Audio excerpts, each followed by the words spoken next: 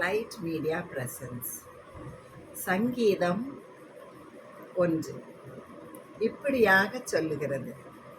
துன்மார்க்கருடைய ஆலோசனையில் நடவாமலும் பாவிகளுடைய வழியில் நில்லாமலும் பரியாசக்காரர் உட்காரும் இடத்தில் உட்காராமலும் கர்த்தருடைய வேதத்தில் பிரியமாயிருந்து இரவும் பகலும் அவருடைய வேதத்தில் தியானமாய் இருக்கிற மனுஷன் பாக்கியவான்.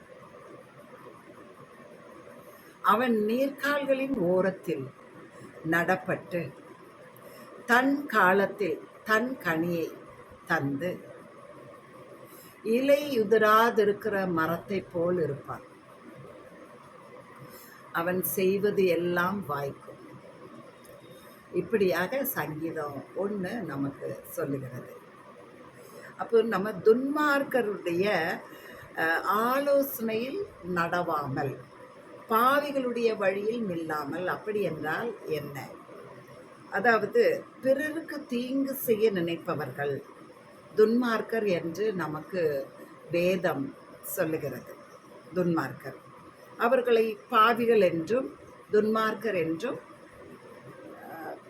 பிறருக்கு தீங்கு நினைப்பவர்களை நாம் சொல்லுவோம். இந்த கொலோசியர் 3:5 படி விபச்சாரம், அசுத்தம், மோகம், துர் இச்சை, விக்கிரக ஆராதனை ஆன பொருளாசை இவைகளின்படி நடக்கிறவர்களுடைய ஆலோசனையின்படி நாம் நடக்கக்கூடாது. அதுதான் நமக்கு வேதம் சங்கீதம் 1 நமக்கு கற்றுக் கொடுக்கிறார் ஆண்டவர் நமக்கு. அதாவது தாவீதின் சங்கீதத்தில் நமக்கு அந்த சங்கீதம் 1 நமக்கு கற்றுக் கொடுக்கிறது. இந்த மாதிரியான இவர்களுடைய வழியில் நாம் நில்லாமல், அதாவது இவைகளின்படி நடக்கிறவர்களை இவர்கள் கீழ்ப்படியாமையின் பிள்ளைகள், இவங்க கீழ்ப்படியாமையின் பிள்ளைகள். ஆகையினால இப்படி உள்ள வகையானவர்களிடத்துல நம்ம எந்த விதமான சவகாசம் வைத்து கொள்ளக்கூடாது. அதுதான் நமக்கு வேதம் சொல்லுகிறது. ஏன்னா இப்போ நம்ம ஒரு குருடனுடைய கையை பிடிச்சி நம்ம நடந்தால் என்ன ஆகும்? நம்மளும் குழியில் தான் போய் விழணும். ஸோ அதனால் நமக்கு வேதம் நமக்கு என்ன சொல்லுது அப்படின்னா,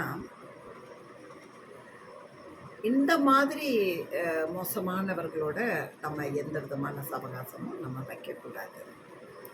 அவங்களோட நம்ம சேரக்கூடாது. அவங்கள பரியாசக்காரர் என்றும் வேதம் சொல்லுகிறது. ஏன்னா இப்போ நாம் நீதிமானாக நம்ம நடக்கும்போது, அவங்க துன்மார்க்கராக இருக்கும்போது அவங்களுக்கு நீதிமானாக நடக்கிறவர்களை பார்த்து அவங்க கேலி பண்ணுவாங்க, கிண்டல் பண்ணுவாங்க. ஏன்னா அவங்க அதெல்லாம் பரியாசம் பண்ணி பண்ணி பண்ணி அவங்க வழியில் இழுக்கிறதுக்காக ட்ரை பண்ணுவாங்க. அதனால் அப்படிப்பட்ட மனிதர்களோடு கூட நம்ம சேரக்கூடாது. அதை தான் நமக்கு சங்கீதம் 1 கற்றுக் கொடுக்கிறது.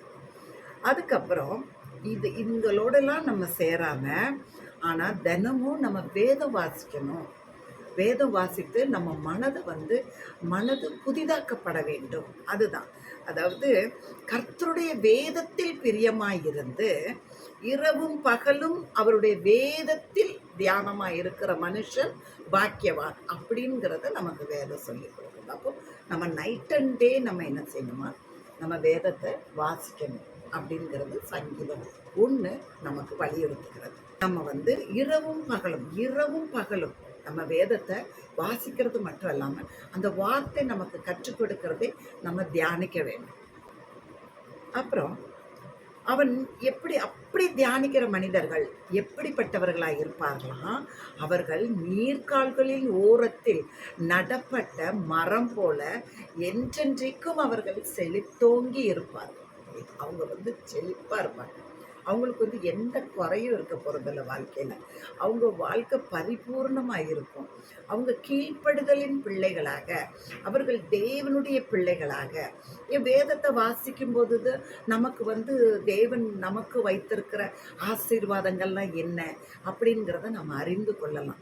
ஆகையினால அடிமைத்தன வாழ்க்கையாக இல்லாதபடிக்கு தேவன் நமக்கு கொடுக்கிற அந்த சுதந்திரமான வாழ்க்கை நமக்கு வேணும் அப்படின்னா சங்கீதம் 1 நமக்கு சொல்லி கொடுக்கிறது என்னவென்றால், இரவும் பகலும் ஆண்டவருடைய வேதத்தில் பிரியமாய் இருக்கிற மனுஷன் பாக்கியவான். அவன் நீர்க்கால்களின் ஓரத்தில் நடப்பட்டு, அவன் நீர்க்கால்களின், அதாவது ஓடக்கூடிய ஒரு இடத்துல ஒரு மரம் நின்னா அது எப்படி இருக்கும்?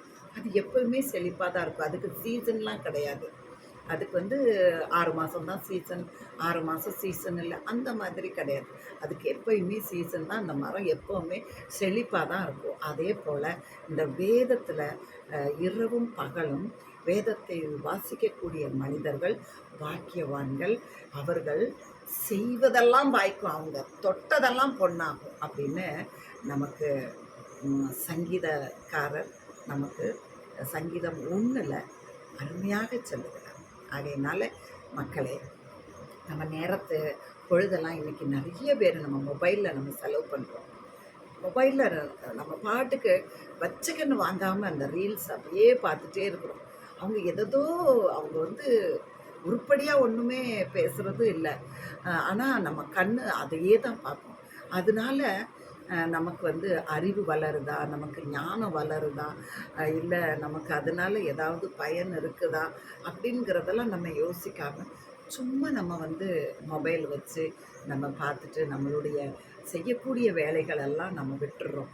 நம்ம அதனால் இந்த மொபைலுக்கு கொடுக்குற எவ்வளவு டைம் கொடுக்குறோமோ அத்தனை டைமும் நம்ம வேதத்தை வாசிக்கிறதுக்கு அந்த நேரத்தை நம்ம செலவிட்டோம்னா நம்மளுடைய வாழ்க்கை நமக்கும் பிறருக்கும் பயனுள்ளதாக அமையும்.